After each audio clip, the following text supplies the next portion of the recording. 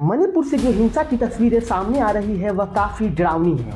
हालात इतने खराब हो चुके थे कि पूरे राज्य में राष्ट्रपति शासन लगाने की नौबत तक आ गई।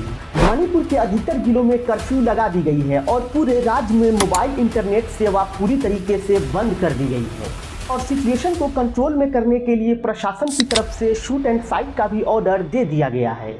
तो दोस्तों आइए इस वीडियो में हम समझने की कोशिश करते हैं कि आखिर मणिपुर में ऐसी कौन सी वजह है जिसके कारण इतनी बड़ी हिंसा भड़क उठी है।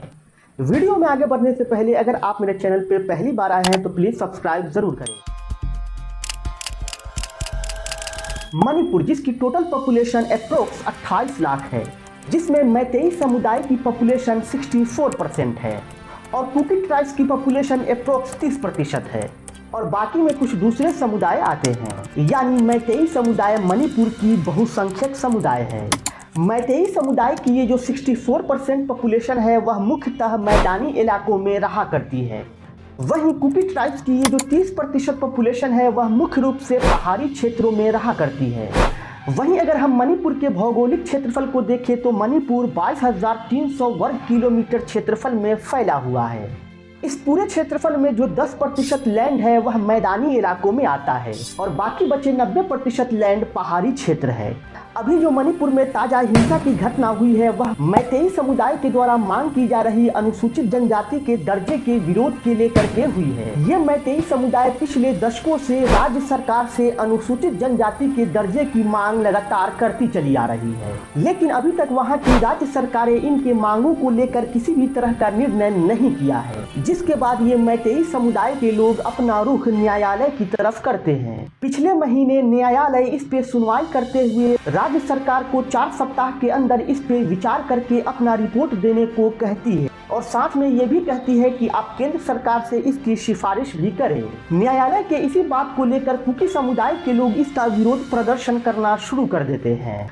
विरोध कर रहे इन कुकी जनजातियों का कहना है कि ये मैतेई समुदाय के लोग पहले से ही SC, OBC और आर्थिक रूप से पिछड़े वर्ग का रिजर्वेशन पा रही है और ऐसी स्थिति में अगर उन्हें अनुसूचित जनजाति का दर्जा दे दिया जाता है तो सारे लाभ उन्हें ही मिलने लगेगी, जबकि यह मैतेई समुदाय कोई आदिवासी समुदाय नहीं है। इसके साथ साथ कुकी समुदाय का यह भी आरोप है कि अगर मैतेई समुदाय को अनुसूचित जनजाति का दर्जा दे दिया जाता है तो उनकी जमीनें भी सुरक्षित नहीं रह पाएंगी। इन्हीं सारी वजहों से कुकी समुदाय के लोग अपने अस्तित्व के लिए छठी अनुसूची चाहते हैं और मैतेई समुदाय के मांग का विरोध कर रही है। ये हो गई दोनों समुदाय की अपनी अपनी मांग। अब आइए मैतेई समुदाय के द्वारा मांग की जा रही अनुसूचित जनजाति के दर्जे के पीछे के कारण को समझते हैं। करंट में मणिपुर की जो लैंड पॉलिसी है उसके तहत मैतेई समुदाय के लोग पहाड़ी इलाकों में जाकर नहीं बस सकते हैं, क्योंकि करंट पॉलिसी के तहत उन्हें पहाड़ी क्षेत्रों में जमीन नहीं मिल सकती।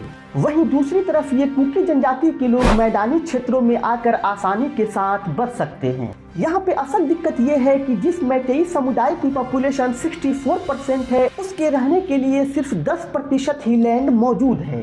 वहीं कुकी जनजाति जिसकी पॉपुलेशन केवल 30% है उसके लिए राज्य का 90% लैंड मौजूद है। यानी एक तरफ मैतेई समुदाय अपने भविष्य को लेकर अनुसूचित जनजाति के दर्जे का मांग कर रही है, क्योंकि अगर मैतेई समुदाय को अनुसूचित जनजाति का दर्जा मिल जाता है तो वह पहाड़ी क्षेत्रों में आसानी से बच सकते हैं। वहीं दूसरी तरफ कुकी जनजाति का यह कहना है कि अगर उन्हें अनुसूचित जनजाति का दर्जा मिल जाता है तो उनकी जमीनें सुरक्षित नहीं रह पाएंगी, जिससे उनके अस्तित्व को भी खतरा है।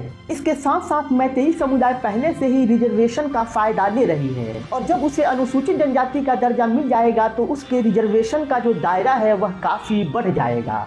यानी एक तरफ ये मैतेई समुदाय अपनी मांग रख रही है तो वहीं और दूसरी तरफ कुकी जनजाति इसका विरोध कर रही है। इस हिंसा में मणिपुर का सबसे ज्यादा प्रभावित होने वाला जिला है चुराचांदपुर, जो राजधानी इम्फाल से लगभग 60 से 65 किलोमीटर की दूरी पर स्थित है।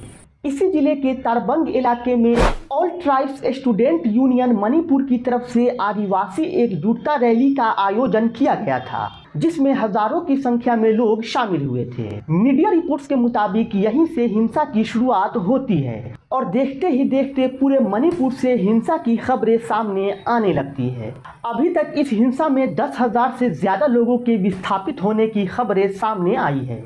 वहीं कितने लोग जख्मी हुए हैं और कितने लोगों की मौत हुई है, इसकी कोई भी जानकारी नहीं है। बेसिकली ये जो हिंसा की जड़ है वह दो समुदायों के बीच अपनी अपनी मांगों के टकराव को लेकर के है। लेकिन यहाँ सवाल ये उठता है कि राज्य सरकार आखिर कर क्या रही है, जो हिंसा को रोकने में पूरी तरीके से असफल है। इसी असफलता को देखते हुए वहां राष्ट्रपति शासन लगा दी गई है ताकि हिंसा पे जल्द से जल्द काबू पाया जा सके। वैसे आपको बता दें कि मणिपुर में बीजेपी की ही सरकार है। हिंसा की घटनाओं को देखते हुए भाजपा के ही राज्यसभा सांसद मैरी कॉम ने ट्वीट करते हुए प्रधानमंत्री, गृह मंत्री और रक्षा मंत्री से मदद की गुहार लगाती है। लेकिन यहाँ दिक्कत सिर्फ इतनी सी है कि हमारे देश के प्रधानमंत्री अभी कर्नाटक चुनाव के प्रचार में बिजी है।